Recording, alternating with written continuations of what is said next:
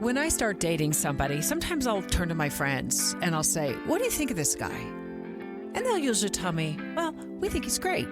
Or sometimes they'll say, wow, huge red flag. The problem is, I don't always listen to them. And yeah, that's a problem. Let's talk about it.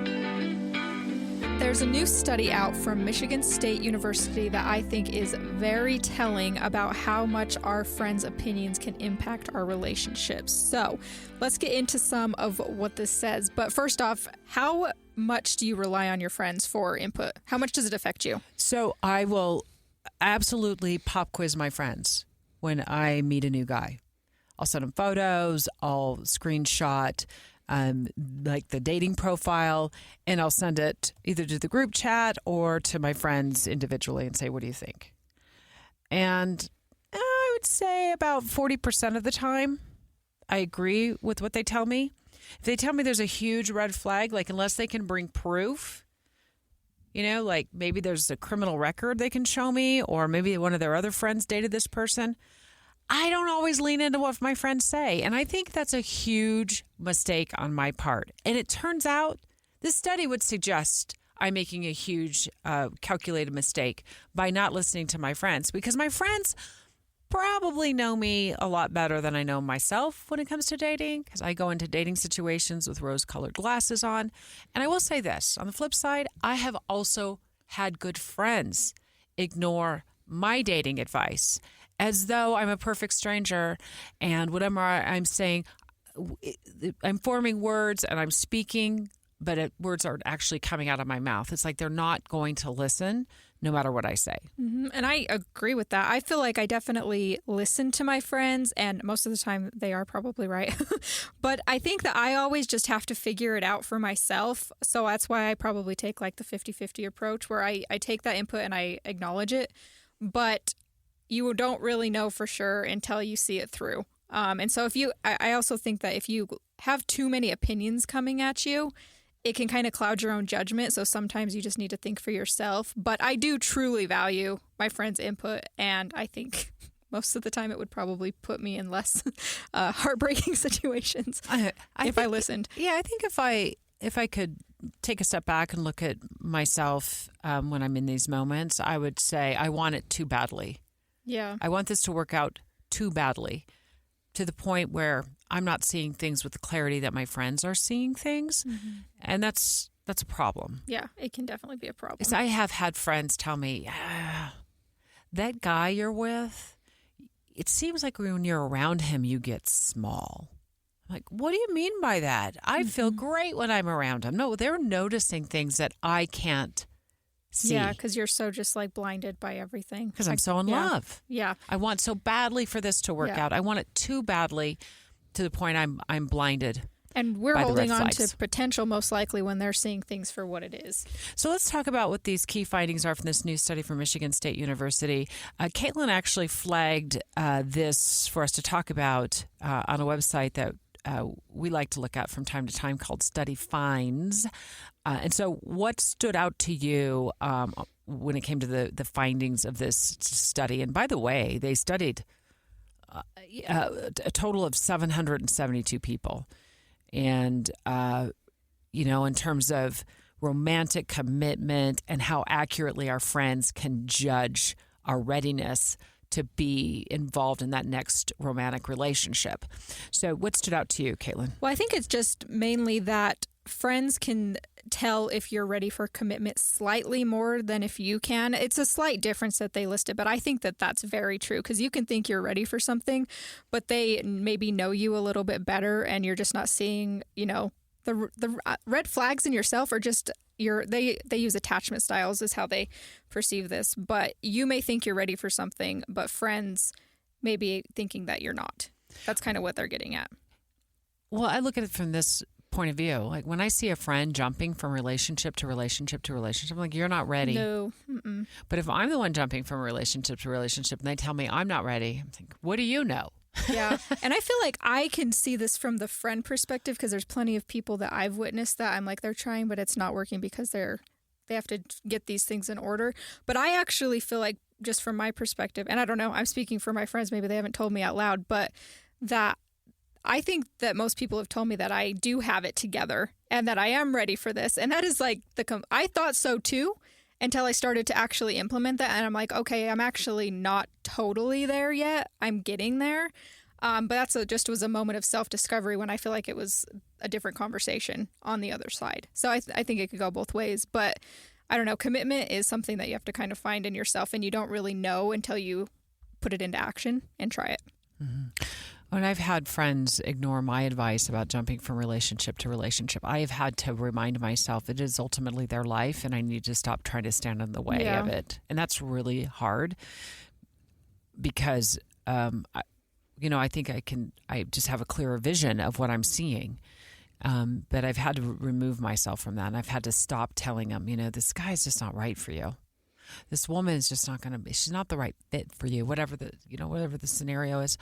And when they don't listen to me, I can get a little bit frustrated with that. And I've had to take a step back and remind myself that it is ultimately their choice to be in that relationship. And what I'm talking about here isn't anything I'm seeing in red flags in terms of physical abuse. I would not, No. Of course, that would be a whole different level. What I'm just talking about is, like, look, the guy doesn't have a job. He's in debt, tens of thousands of dollars. He doesn't show up for you. He doesn't text you back. Your heart's broken all the time. I mean, how many red flags do you need? Yeah. How many red flags is it going to take before you break it off with this guy? And again, opening my mouth, words are coming out, but nobody's hearing me. Mm-hmm. I've had to take a step back and say, it's their choice. It's their life. Whatever they want to do with their life, I can't get in the way of that. Now, the reverse of that is I probably do the same thing. Yeah. I've stayed in relationships far too long where my friends are telling me, get away from this guy. You're heartbroken all the time. It's not working out for you. He doesn't text you back. He's not telling you the truth about things. You just get away from it. It's just a poisoning your soul. You don't belong in that relationship. Like, well, I mean, if we just, maybe we can work it out. We can figure it out. And that's where I know my friends have my best interest at heart as I do theirs. But that's where I need to tackle that, like why I don't want to listen when they're speaking their truth to me about the situation I'm in. Yeah, and I don't really think it's that we don't want to listen.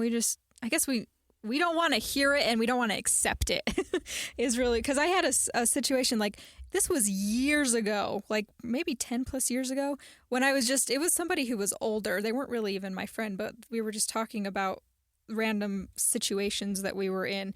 And they said, this person's never going to change. And they didn't even know them that well. They just knew the spark notes. And I think back to that now and I was like, you're right, that never changed. And at that point in time when I heard that, I was just like, try me. I'm up for the challenge because I can fix them. I can do all of these things. That was young me. Now I don't believe that. But it's just, that wasn't even a close friend, but people can see it when you just even tell them the surface level information. And I don't know why it's so hard to accept, but it's just, I think a part of it's maybe we don't want to, be let down by something we had our hopes up for, and just accepting that is really hard. You have to go through the 5 stages of grief with things like that. It's like, I don't want to start over again. I remember a car ride I was on with one of my friends, my really good, dear friends, and she had met this guy I was dating, and immediately got in the car, and she said, he's not the one for you.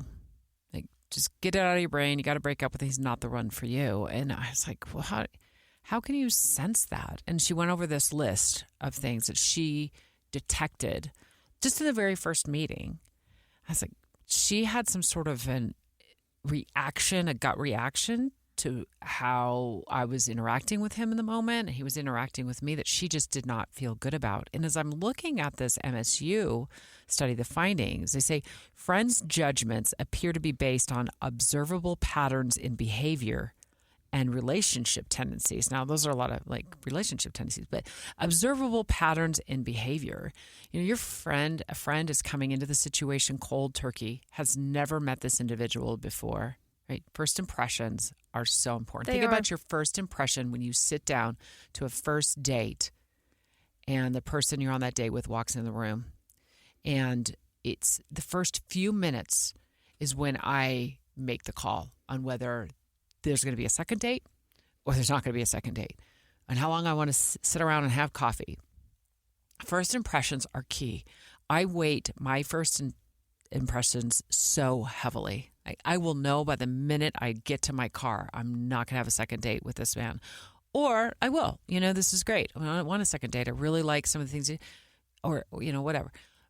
But when it comes to my friends, what I'm seeing from this study is they have those same gut reactions when they're meeting our significant others for the first time. And I'd love to be able to say I can lean into that. Yeah, because I think our friends we know ourselves pretty well. Well, I guess not everybody. You have to do a lot of self-work to get there.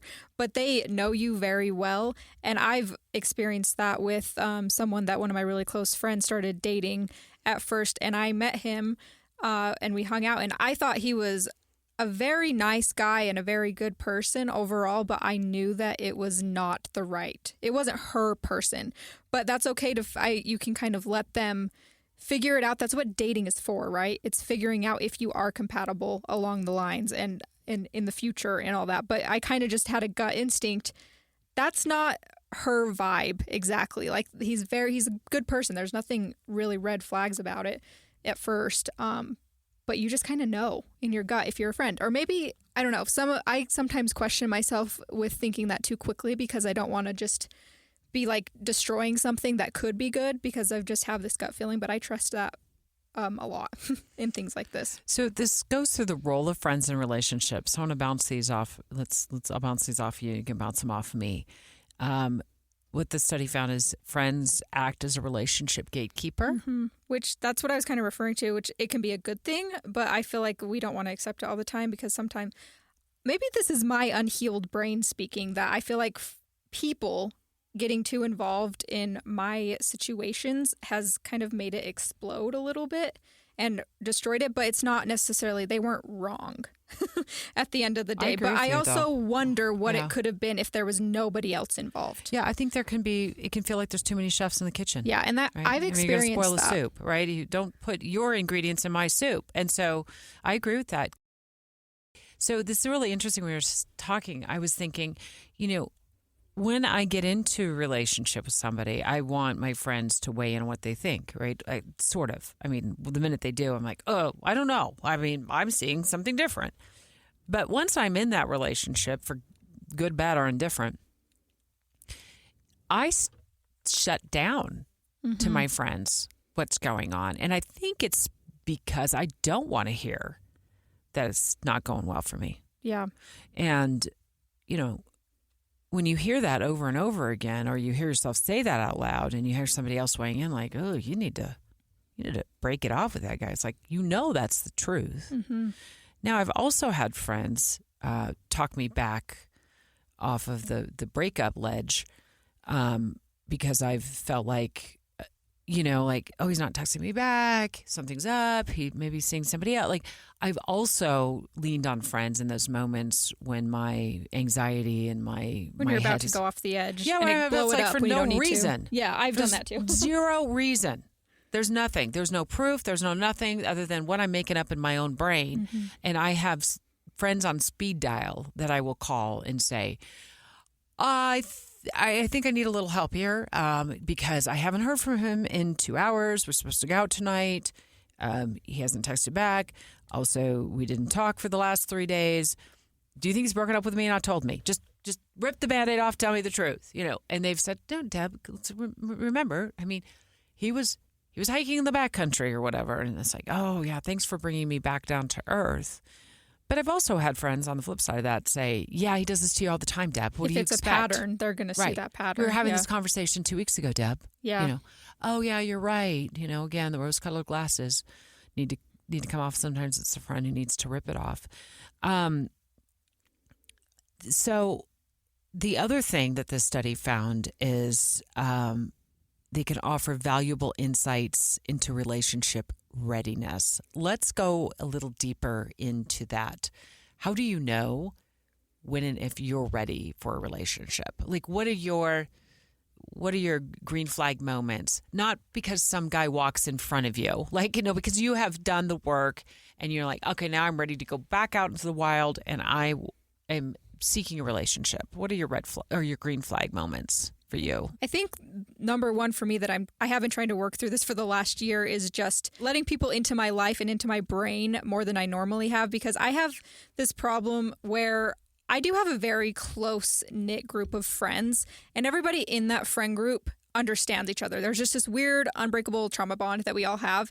And so when I find somebody that I feel comfortable opening up about these types of things that have happened in my life, that is not in that friend group, because I'm not dating any of my friends at this moment. That is a green flag to me that I have maybe moved forward, or I found a person who I feel safe talking about those things with. So that's a green flag for me on both ends, and that they're accepting and okay with all of the different versions of myself. One of mine would be when I am concerned about my being alone is now crossing into feeling lonely. Mm-hmm. That would be, it sounds like a red flag, but it's actually, for me, it would be a bit of a green flag that I am actually ready and healed, that I really want somebody in my life that I'm compatible with, that I can go do things with on a regular, permanent basis. I want a man in my life. I'm not there yet. But bouncing that off of my friends has been interesting because sometimes it's like they're more ready than I am for me to be in a relationship. I've gotten that as well, and I didn't realize it at first, but people kind of pushed me to go date, do all of these things, which I wanted to myself, but I didn't realize that I wasn't ready. Well, I don't want to say I'm not ready, because I feel like I am. I just haven't quite found that person that I'm ready to commit with, I guess. I think there's a difference there. I think you're trying to conflate two things, which I think you being ready and then you actually meeting somebody and then trying to see if you're compatible is two different things. It's like, I want you to, this is just my own exercise. I'm not a therapist. I want you to envision yourself in your home space, your safe space, alone with your cat, Thomas, of course. Beautiful Thomas. And how do you feel in that space? I feel fine. I'm happy there. I did just delete my social media app, so it has been a lot more lonely, making me think about these things. But right now I do appreciate the peace, but it comes to who is that person that I can sit comfortably in silence with in that space. Mm-hmm. And so I'm not saying this all falls on them, because there is a level of me being afraid to commit, but you just have to find the person you're in alignment with. I don't know. That's what's complicated about dating, is you can't force that. Yeah. So when I hear my friends say, I think you're ready, you should go back on dating apps. You need to get back on a dating app. You need to try at least one. You need to get out there more. You need to open up your mind to date. I try to put myself in my safe space, my home, which I love being at home. I love being at home. I love my time. I love alone. I don't feel lonely. So when I I visualize myself in that space right now at home, like on my sofa, dishes are cleaned up, well-cooked meal. I'm thinking about jumping in the shower to get ready for bed. You know what I feel? Bliss. I feel bliss. I feel happy about being there. I feel happy about being alone in my space. And then I visualize, what if there's a knock at the door and, my boyfriend's coming to hang out with me for the night? Do I feel like complete? No. I don't want to get up off the couch and answer the door. I just want my alone time. And this has been going on for months and months and months, right? I haven't been on a date in quite some time. I know I'm not ready to date yet. I agree with that. Yeah. I'm not ready to date yet. Some of my friends would disagree with me. They have my best interest at heart. They want me to find, my forever companion. No doubt. I know it. They love me. They want me to be in a relationship. Maybe we can double date. Maybe, Deb's not bored on a Friday or Saturday night. And that's very, very special to me. But I'm the one who has to get out there and do it. I'm not fighting it. I'm just recognizing it will come one day. You need you time right now. But I'm okay. I can visualize myself in that space. And here we are in our recording studio, 30 miles away from my home. And I'm looking forward to being there tonight in my pajamas with my bowl of popcorn, maybe watching a movie, maybe not, maybe petting my cat Milo, who we've never really talked about on this podcast because we're always talking about Thomas. Thomas is It's all right. new. Milo's like my 100th cat. I know. Not all at once, right? No offense to Milo. I love him too. No, I've had so many cats since I was like 2 or 3 years old. So Milo's a sweet one. He's a sweet one. Yeah, I'm fine. I'm in a good space. Yeah. And that's how, even though my friends feel I'm ready, I know I'm not ready. And it doesn't necessarily mean like you're never going to be ready. It just might, I think you just need a break, because I think you were more heavily on the apps than I was, because 100%. I don't like the apps. We've made this very clear. It's not my thing. I'm trying, but I don't think I need it. I was so heavily on the apps that I would swipe through all the 50-plus-year-old men in the Utah area, and then I expanded my location to the world. Like, I'm ready to go to Australia and meet my Mr. Right. Yeah. I just had a friend who, this conversation was reminding me of this. He, is pretty active in dating. He just told me yesterday that he deleted Hinge off of his phone because I told him, I don't know if this is why he did it, but a couple weeks ago, he was going on, he had 2 dates scheduled for the weekend. I was like, wow, that's pretty busy. And he was just like, yeah, and then he called me after, like, he was on his drive home, because it was like a 30-minute drive.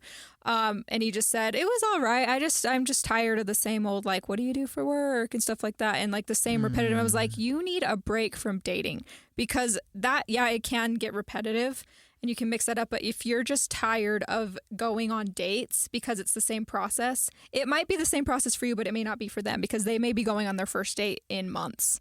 And they just decided to do that. So, and then he told me yesterday he deleted Hinge. And I was like, good for you, because I think we all do need to take resets and reevaluate where we're at with this.